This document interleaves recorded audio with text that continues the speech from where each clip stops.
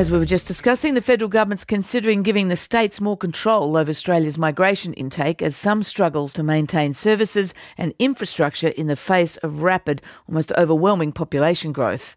There are reports this morning that the plan would see the states and the territories make submissions to the federal government outlining how many migrants they're willing to settle.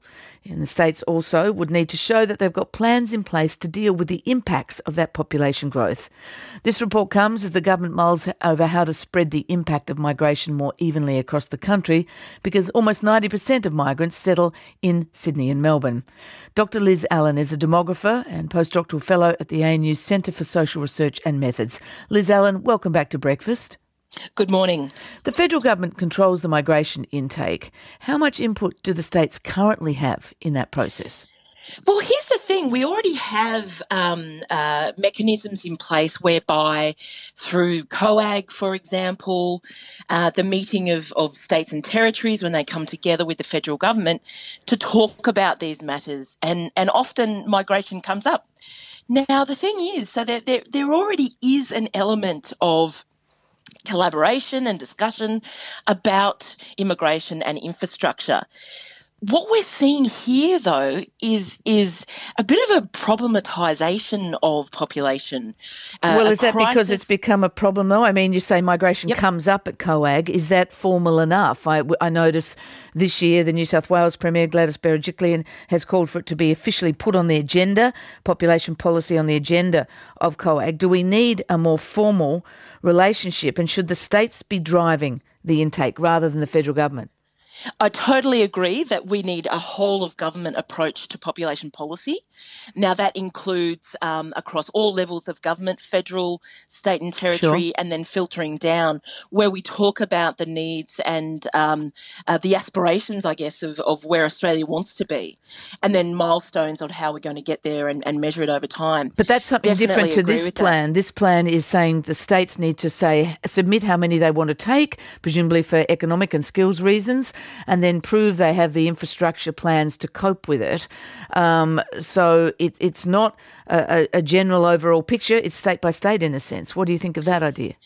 Look, I think anything that helps us inform where we're going is a good thing. But what we're seeing with this proposal is a political genius. It is fantastic coming up to an election. On the non-election cycle, we don't really hear much about population or infrastructure or immigration around that. But what we're going to see here is a logistical stupidity. Political genius, logistical stupidity. Why? What do you mean logistical stupidity? We cannot see this enforced or policed in a way that is going to be good for Australia. So say, for example, Sydney and Melbourne are saying we're too full, them's the breaks, while the rest of Australia is saying, hang on a second, Sydney and Melbourne, them's not the breaks. We need a whole lot of people. We need to move beyond Sydney and Melbourne centric. But isn't that what this plan is about? I mean, this plan would offer all the states the capacity to, in a sense, tender for immigration numbers.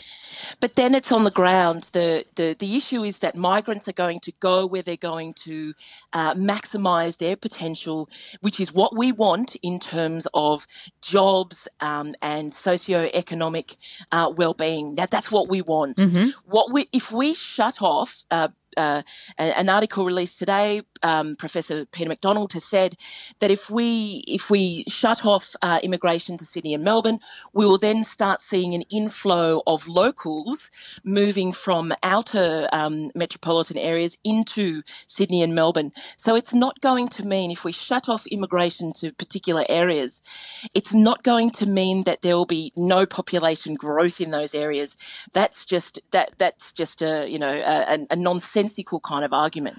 Is it a recipe, though, for a better balance? I mean, South Australian government's put up its hand. The Premier, Steve Marshall's been calling for a state to be in preference to receive new migrants. He wants skilled migrants brought in to help boost the state's economy. I mean, is it a mechanism for getting a better balance, or won't it work? If Sydney and Melbourne were truly, honestly committed to stopping immigration, they would put in incentives or otherwise to alter the pull factor in bringing migrants to the area.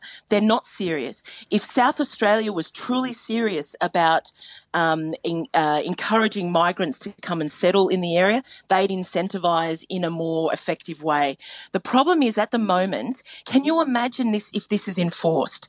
What's written in the Australian today is that this is about permanent migrants. Now, not temporary, not anything else, permanent migrants. Imagine the people that have been living in Sydney and in Melbourne and working their butts off, applying for PR, permanent residency, and then all of a sudden these changes, it's going to cause a major problem. But more importantly, how are we going to enforce this? Imagine if someone says, yeah, I'll move to South Australia, but then soon after moves to Sydney. Yeah, well, now, can you imagine Home Affairs policing that, they in a uniform door knocking to police that? That's not going to cause just a problem for migrants and their families and reunions. It's going to cause a problem for locals. Okay. Think about Trump's Americas at the moment. All right, Liz Allen, we'll leave it there. Thank you very much for joining us. Thank you. Dr. Liz Allen is a demographer and postdoctoral fellow at the ANU Centre for Social Research and Methods, and this is a plan floated in the Australian today, so we'll see where it goes.